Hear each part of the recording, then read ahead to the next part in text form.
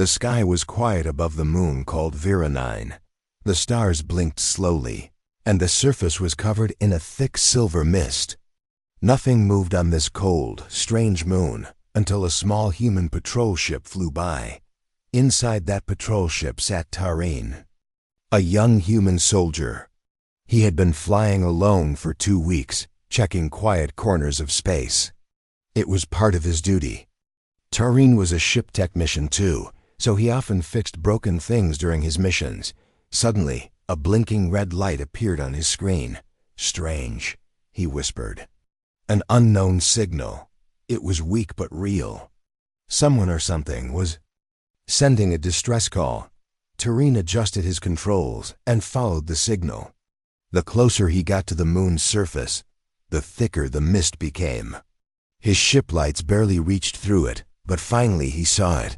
A small alien escape pod, half buried in soft white dust, smoke coming out from its side.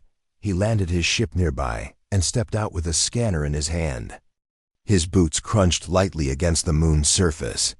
As he walked toward the pod, the smoke cleared just enough for him to see its shape. It looked different from anything human, made round and smooth, like a seashell, glowing faint blue. Along the edges, Tareen knocked on the side of the pod. "Hello? Is someone in there?" There was a pause. Then a soft voice answered, slow and calm. "Yes, but I can't open the door. The system is dead." Tareen leaned closer. The voice was unlike any he had heard before, soft like music, yet clear and intelligent. "I can try to open it. Hold on." With his tools, he worked quickly. The pod had alien tech, but his experience helped. After a few careful moves, a side panel slid open with a gentle hiss. Inside was a figure sitting quietly, wrapped in thin silver fabric. The person was not human. She had smooth violet skin and long white hair tied in soft braids. Her eyes were closed, and a small silver band circled her head. Tareen could tell she wasn't hurt badly, just tired and cold. "I'm Tareen," he said gently. "I'm human. I'm here to help." The alien woman tilted her head. "I am Nira of the Valari people." "Thank you, Tareen. I cannot see, but I know your voice." "It sounds honest." Tareen blinked. "You're blind?" "Yes," she said calmly. "I was born this way. But I see through sound, feeling, and energy." Tareen helped her step out of the pod. She walked slowly but confidently, using a soft stick made of silver metal. She didn't stumble, not even once. They moved into Tareen's ship. It was simple, but warm. He gave her a seat and placed a small heater beside her. "Your pod is damaged," he said. "Can you tell me what happened?" Nira nodded. "My ship was attacked. Not by enemies, but by those who wanted to control me. I escaped using the pod, but I didn't think I would survive." She paused, then added, "I am a princess, but I am not special. My people chose me only because I refuse to be part of things I don't believe in." Tareen listened quietly. He could see sadness in her face, but also strength. "I'll fix your pod," he said. "I don't know how Valari tech works exactly, but I'll figure it out." "You would do that?" she asked softly. "Of course," he said. "That's what humans do. We try." She gave a small smile. "Then I will sit here and listen while you work. It helps me understand the world." Tareen went outside again, tools in hand. The Valari pod was beautiful up close. It pulsed like a living thing. Wires were woven like vines, and the core looked like a glowing pearl. He started talking while he worked, even though she stayed inside the ship. "I'm removing the outer shell now. It's smooth, slippery, even. You folks don't use screws like we do." "I can hear the rhythm of your work," Nira replied from the ship. "It's calming. You have gentle hands." Tareen chuckled. "That's the first time someone said that while I was covered in grease." He worked for over an hour, checking each system carefully. Some parts were burned. Others were just disconnected. He took a few circuits from his own ship to replace the broken ones in her pod. Every now and then, he'd ask, "Does this sound okay?" And Nira would reply, "Yes, I can feel the energy returning." The mist around them thickened again, but Tareen worked with focus. He liked helping. He liked hearing Nira's calm voice through the open radio link. It felt like company, something he rarely had during patrols. As he fixed the last connection for the day, a light on the pod blinked gently. "She's alive again," he said, wiping his forehead. "Thank you," said Nira, her voice softer now. "You've done more for me than many who swore to protect me." Tareen didn't know what to say, so he just smiled and said, "Get some rest. Tomorrow I'll try to restart the main system." He walked back into the ship. Nira sat quietly, hands folded in her lap.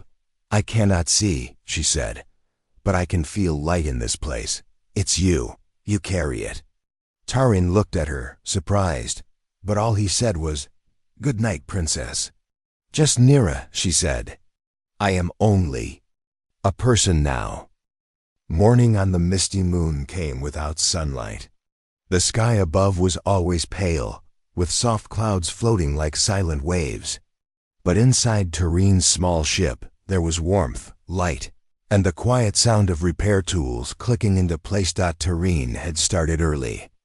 He sat cross-legged near the open panel of the alien pod, his hands moving carefully across the smooth Vilari tech. It was unlike anything humans had built.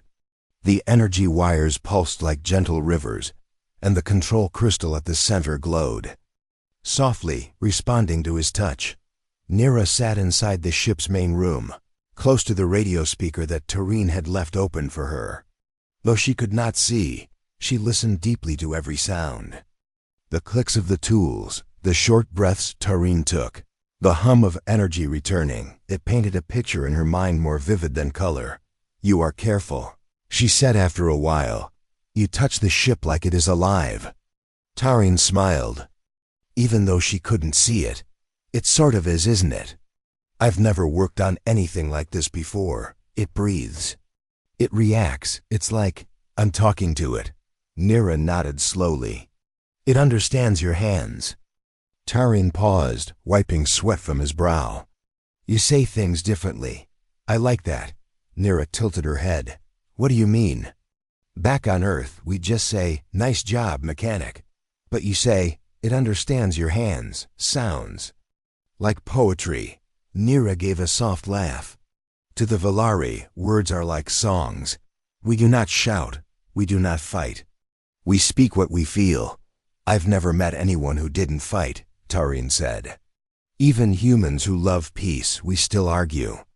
Over little things." "Maybe that is because your world is filled with sound," Nira replied. "Ours is filled with silence. In silence we listen more." Tareen didn't answer right away. He was thinking about that. As the hours passed, he kept working and kept talking. Not because he had to, but because he wanted her to know what he was doing. "Okay," he said, tightening a connection. "I'm linking the energy pulse from the life core to the memory matrix. You might feel a small vibration." "Yes," she said, eyes closed. "It's like a heartbeat, faint, but steady." "You really can feel it?" "Yes," she said. "Energy speaks louder than light." Tareen kept going. He connected wires and cleaned burned sections of the core. At one point, he dropped a tool and muttered, "Oops, what happened?"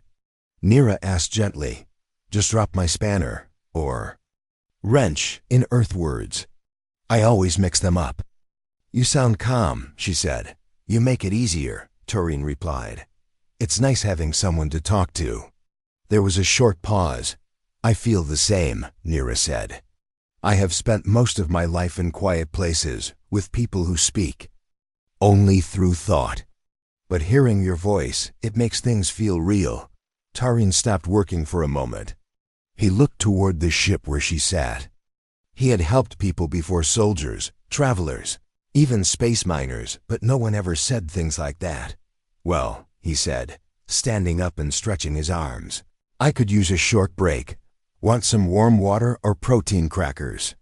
Nira nodded. I would like that.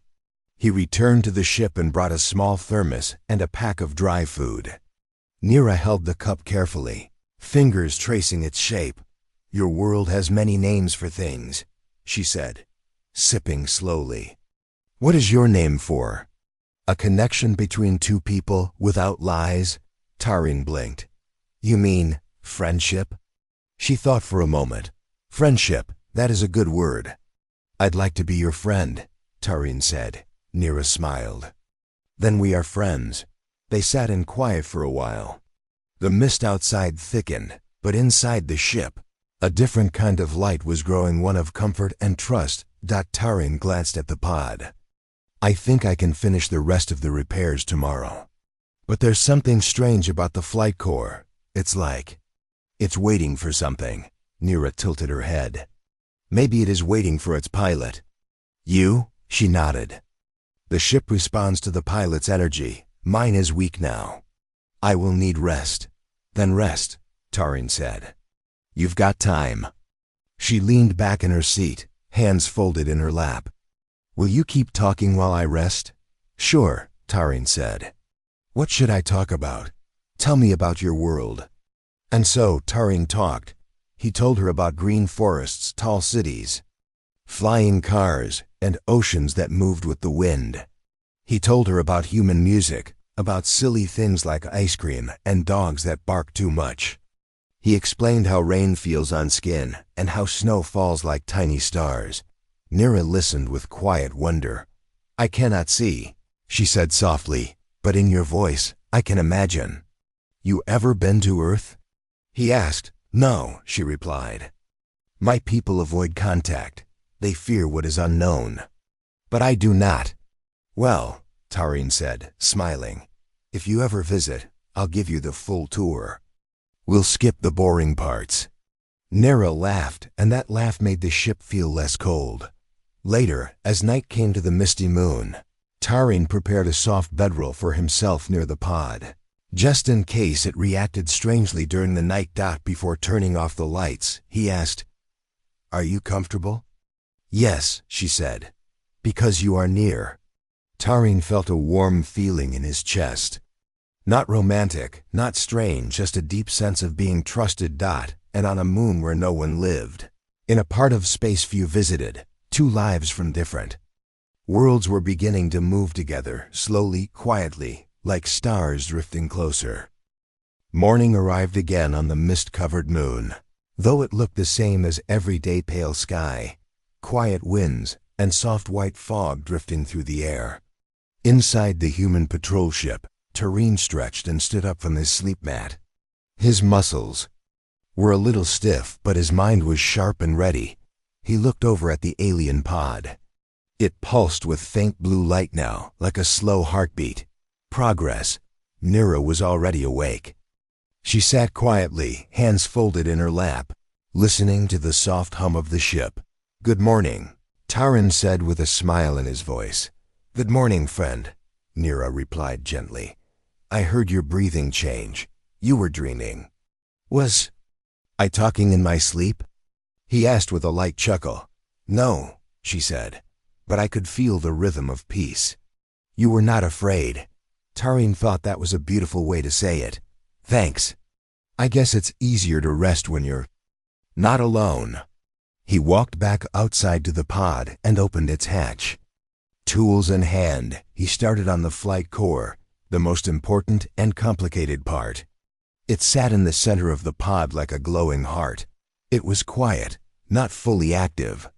He had connected everything physically, but the system still refused to start. Inside the ship, Nira sat near the open speaker again. She listened to every sound, metal tapping, wires being adjusted, and Tarin's soft mumbling when he thought out loud. I'm scanning the engine code again, Tarin said. It looks like the pod is locked. It needs a command from you. Or something else I don't have. Velari ships bond with the pilot, Nira explained. But this one is different. It was made in secret. Special. I think it needs both logic and feeling to wake. Taurine raised an eyebrow. Feeling like emotion? Yes, she said softly. Our ships are part organic. They are built to sense the pilot's will. If you fear, they wait. If you trust, they respond. Taurine sat down and thought about that. On Earth, machines listen to buttons, wires, and cold commands. But Valari ships listen to the soul. So what do we do? He asked. Talk to it, Nira said. Like you talk to me. He gave a small laugh. You think that'll work? I believe it will. Taurine stood again, placed his hand near the core, and spoke softly. I don't know if you can hear me, he said, voice calm. But I'm trying to help. Your pilot is here. She's safe. She's brave, and I'm not here to harm you. I just want to send her home. For a moment, nothing happened. Then, slowly, the core lit up. A soft pulse moved through the pod. The display lines on the outer shell began to glow, and the internal panels unlocked with a light click. Inside the ship, Niri sat up straighter. I felt that. It heard you. Taurine grinned.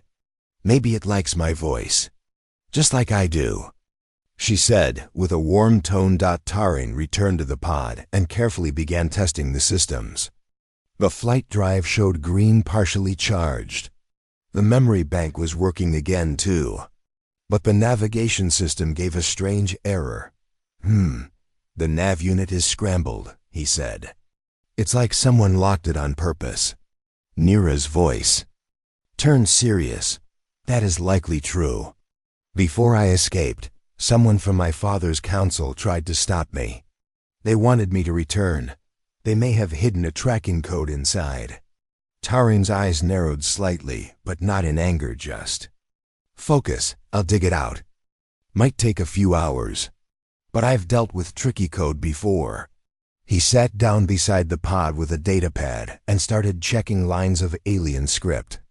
It wasn't human language, but he used translation software and his own logic to figure it out. Line by line he searched. While he worked he talked, mostly to help Nira feel connected. You ever read human books? He asked. No, she replied. But I know of them. Your people use words to hold memory. Yeah, we tell stories about love, friendship, space, and even flying whales. Nira smiled. Flying whales? Are they real? Maybe somewhere, Taurine said. But in our stories, anything can be real. I would like to hear one. He paused his work and told her a short story. It was about a lonely child who built a paper ship and dreamed of stars. One night, the ship grew wings and carried her into the sky. She found planets that glowed and stars that sang. And when she came back, she wasn't lonely anymore because she carried the stars inside her. That is a kind story, Nira said. It speaks of hope. That's one of our best tools, Taurine replied. Hope keeps humans moving. Later, after many hours, he found the code. A tiny piece of logic, hidden in the corner of the system. If triggered, it would send a signal. To the Valari capital, a silent call. Taurine frowned. Nira, he said, this code could call your people. Do you want that? She thought quietly. If they come, they might take me back against my will. But I do not wish to hide forever. I only wish to be heard. Taurine didn't rush her. He waited. Finally, Nira said, delete it. I trust you. Taurine smiled. That was the second time she said it, and it meant more this time. He deleted the code carefully. Then he reset the nav system and ran a full check. Everything lit up green. It's ready, he said. Your ship can fly again. Nira sat still for a moment, then whispered, I never thought I would escape. Not truly. You gave me more than repairs. You gave me a path. I just fixed a ship, Taurine said humbly. No, she said. You listened. You stayed. That is rare in any world. He walked back into the ship and sat near her. She reached out slightly, not touching, but holding her hand just a few inches from his. I cannot see your face, she said. But I Remember your voice. It will guide me. Tarin looked at her, amazed by her quiet strength. You're not what I expected from a princess. And you're not what I expected from a soldier, she said. They smiled in silence. Outside, the moon remained wrapped in silver fog. But inside the ship, something had changed. Not just circuits or engines, but hearts. The sky above Vera 9 was no longer quiet. High in the upper atmosphere, strange clouds were moving fast. They flashed with white-blue light, twisting and spinning like silent waves. A magnetic storm had begun, rare, strong, and dangerous for anything with power or engines out inside the patrol ship. Tarin looked up at his control screen. Red alerts blinked. The scanner showed electric patterns building above. Oh no, he whispered. Storm's coming fast. He pressed the intercom. Nira, we may have a problem. Nira sat in her seat, calm as always. I can feel it, she said. The energy in the air has changed. It's heavier now, Tarin nodded. The magnetic field will reach the surface in a few hours. After that, we won't be able to fly or send messages. We'll lose power if we're not careful. Nira didn't panic. Then we finish before it arrives. Tarin quickly returned to the alien pod. Everything was ready for flight, but the final step, activating the launch system, still needed one thing. Nira, the ship would only respond to her full connection. She had to be near the pod's core. It was a personal link, deep and emotional. Tarin walked back to the ship. You'll have to come with me now, he said gently. Your ship won't fly without you. Nira stood slowly and used her guiding stick to walk beside him. Tarin didn't offer to hold her. He knew by now that she could walk well without help. But he stayed close. Outside, the mist moved faster. The wind had changed. The air crackled softly with static. When they reached the pod, Nira placed her hand on its surface. It glowed under her touch. She knows me, Nira said softly. Tarin helped her climb into the pod's inner cabin. The walls responded to her presence, lighting up in a warm silver tone. She sat in the main seat and closed her eyes. A soft hum filled the air. The ship seemed to breathe with her. Tarin watched in silence. Suddenly, Nira looked uneasy. Her fingers trembled slightly. Her forehead tensed. What is it? Tarin asked. It is strange, she said. The ship is listening, but something inside me feels blocked. Like a locked door in my heart. Tarin thought for a moment. Are you scared? She nodded slowly. Yes, not of the ship, not of the storm, but of what comes next. If I return to my people, they may take away my voice. I may become silent again. Tarin knelt beside her, keeping his voice soft. You don't have to go back, Nira. You can choose your own path, just like you chose to escape. She took a deep breath. I know, but I want to be heard. I want to speak not just for myself, but for those like me. Others who feel small in silence. Tarin nodded with respect. Then let the ship carry that voice. She smiled faintly and slowly. The light from the ship grew brighter, but outside, the wind howled now. Tarin looked up. The clouds above were glowing. Sparks danced across the scanner. The storm would hit soon. We're running out of time, he said. The storm's almost here. I will try again, Nira said. She placed both hands on the control crystal. Her body stayed still, but something changed in the room. A low tone filled the air, and the ship lit up in waves like a soft sunrise. Her presence filled the pod. The ship responded, fully awake now. It's working, Tarin called. Everything's green. But just then, a loud beep came from his wrist screen. He checked it quickly. The storm's speeding up. We have less than an hour. You'll need to launch soon, or we'll both be stuck. Nira opened her eyes, though she could not see. Tarin, she said softly, this ship has only one seat. Tarin froze. She was right. The pod was made for one passenger. A small escape ship, not a carrier. He had always known it, but hadn't thought about it until now. I can't go. With you, he said quietly. Nira turned her head toward him. No, but I do not wish to leave you behind.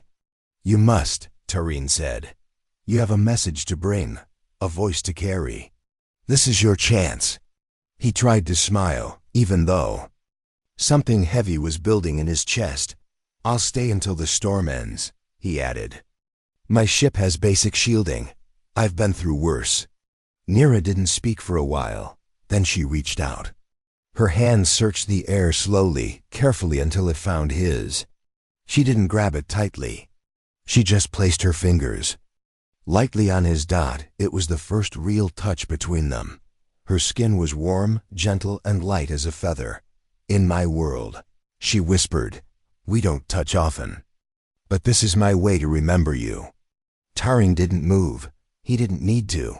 The moment spoke louder than any words. Then she slowly pulled her hand back. I will tell them about you, she said. A human who fixed a ship not for reward, but because it was right.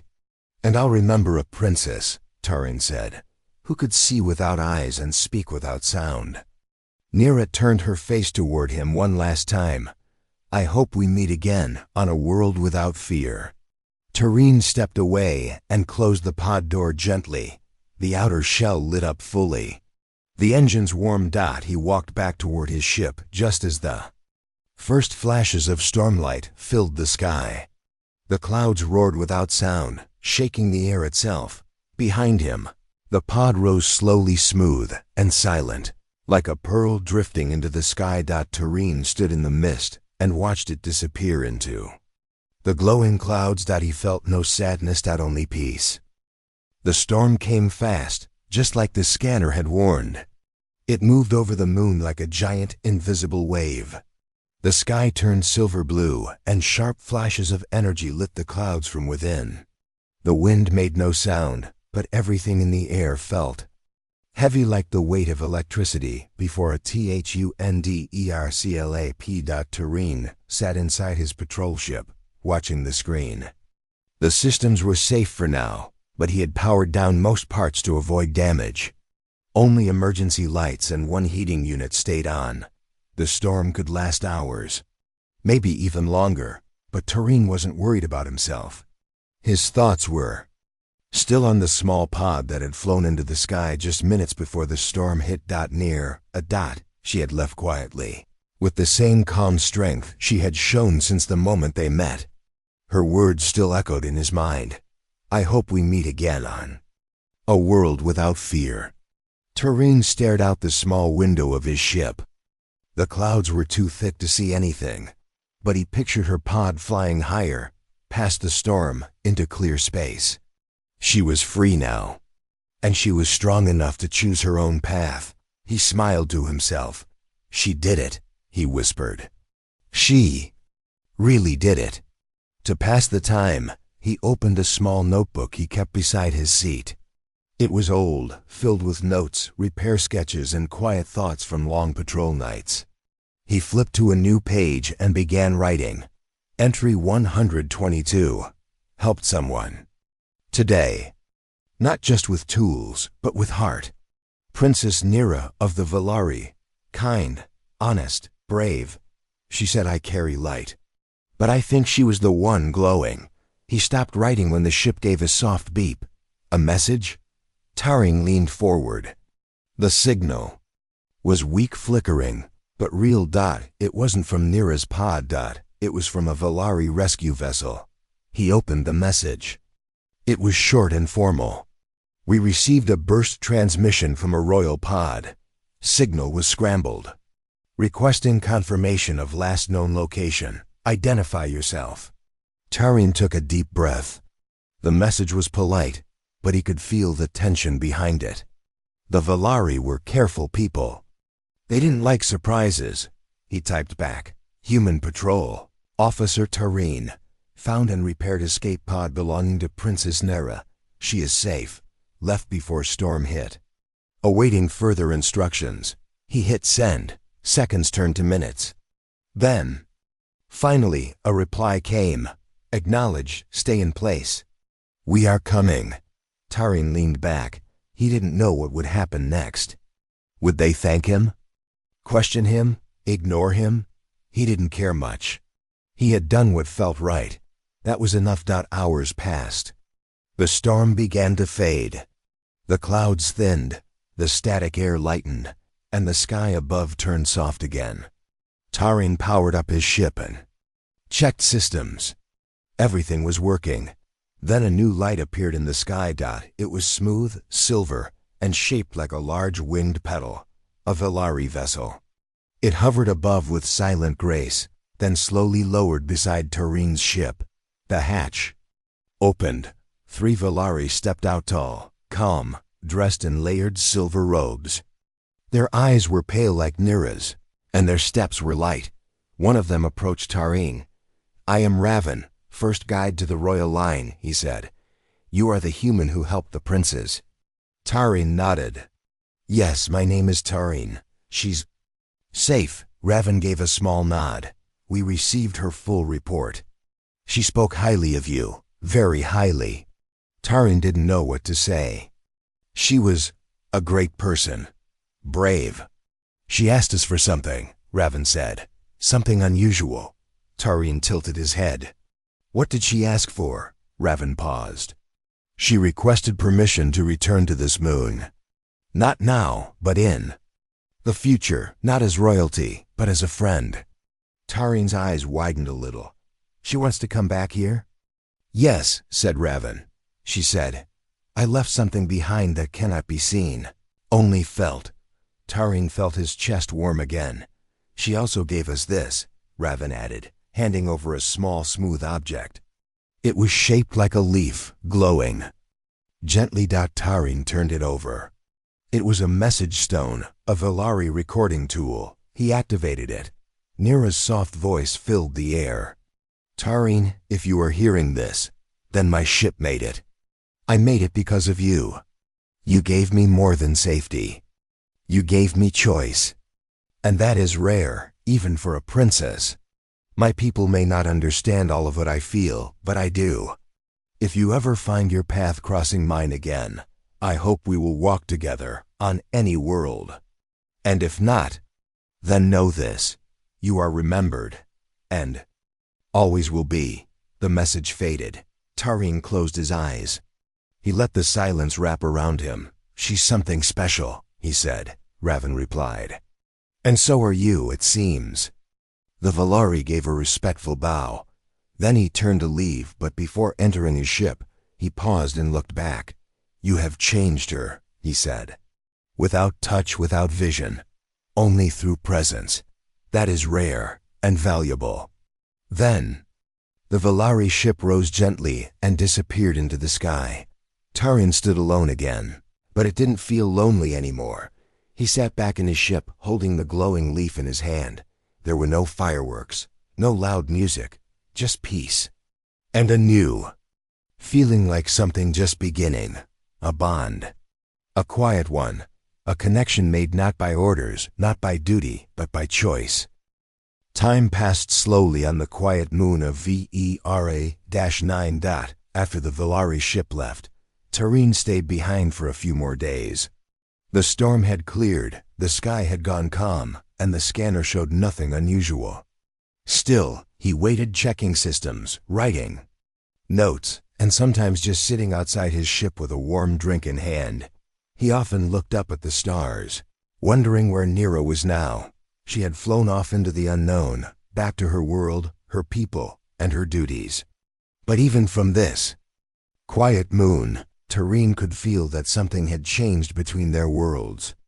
Between her world and his. One evening, while sitting beside his ship, he pulled the small glowing message stone from his jacket pocket. It still carried her voice, gentle, clear, and calm. He didn't play the message again. He had already memorized every word. "If you ever find your path crossing mine again, I hope we will walk together on any world." He smiled quietly. "Maybe someday." Just then, his wrist communicator beeped softly. Tarin checked the screen. It was a message from his base station, short and simple. Return to command, debrief requested. He sighed, stood up and packed his things. His patrol ship was still in good condition. The storm had done no damage.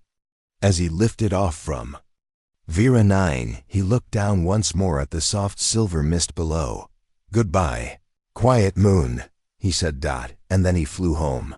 3 weeks later, in Earth's orbit, Turin stood in a clean white hallway inside the Earth Union Space Command Center.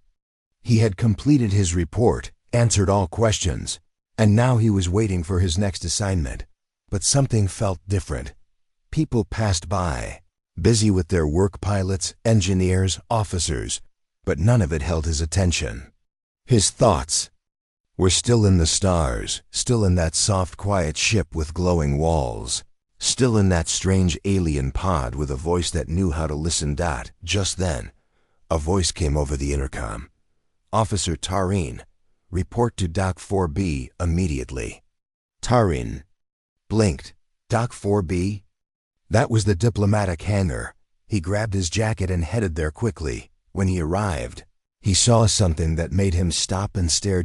In the middle of the dock stood a Valari ship, smooth, silver, and shaped like a flower bud. It had landed softly, its lower petals open like steps. 2 Earth officers stood nearby, looking confused. One of them noticed Tarin and pointed. Hey, are you Tarin? Yes. The officer stepped aside. Then this is for you. Before Tarin could ask anything, a soft sound came from the ship like wind chimes in a gentle breeze. And then from the glowing doorway, a familiar voice spoke. Tarin. He turned. There she was. Near a. She stood on the ramp of the ship, wearing a light silver robe with smooth folds. Her long white hair was tied back, and a small silver pin rested over her left shoulder, the sign of Valari diplomatic guests. She stepped down slowly, guided by her metal stick, but her face was peaceful. Tarin walked forward, unsure what to say. You came back, he said, almost in a whisper. Yes, Nero replied. I asked to return as an envoy. My people agreed. He paused. An envoy? Yes, she said. I told them about you. About the kindness of a human with no reason to help, only the choice to do so. They listened, and for the first time, they saw what I saw. Tarin felt a strange warmth in his chest. What did they see? That the unknown is not always danger, she said softly. Sometimes it is a bridge. He didn't speak for a moment. Nira stepped closer. I came to learn more. To listen. And maybe to share. I'd like that, Tarin said with a smile. She turned her face toward his, though her eyes remained closed. I remember your voice, she said. And now I can follow it again. People nearby watched quietly. No one interrupted. Then Nira did something unexpected. She reached out slowly, gently, and touched his arm. In Valari culture, touch was rare, deep, personal. This time she didn't stop with his arm. Her fingers moved carefully to his hand, and she held it softly. Tarin, she said, will you walk with me? He squeezed her hand lightly. Anywhere, he said. Later that day, the two of them sat together in the earth gardens near the base. The garden was full of bright flowers, small trees, and soft wind. It was quiet, the kind of quiet they both liked. Nira tilted her face toward the breeze. It smells green, she said. Like growing things. It is, Tarin said. Plants from Earth's old forests. They keep this place alive. Nira smiled. Your world is full of sound and light. But there is silence here too. Yes, Tarin said. We just don't always notice it. They sat for a long while, speaking softly about Earth, about Valari customs, and about stars neither had visited yet. Before the sun set, Nira turned to him again. Tarin, I once said I would never forget you. I remember. I still won't. He looked at her calm face and strong hands, and nodded. Same here. And above them, the sky began to turn gold, as the stars prepared to shine again. The months that followed were filled with quiet work and gentle understanding. Nira stayed on Earth as a Valari envoy, learning about human ways while sharing stories of her own people. Tareen spent his days helping her adjust, guiding her through the busy world of Earth Space Command and its peaceful gardens. But even as they grew closer, a shadow lingered, a memory from Nira's past and a promise that was not yet complete. One evening, Tareen was working late in the repair bay, checking systems on an old shuttle. His communicator buzzed softly. It was Nira. Tareen. Her voice was calm but serious. I have received a message from my home. What kind of message? He asked, setting his tools aside. A request from the council. Tareen listened carefully as she explained.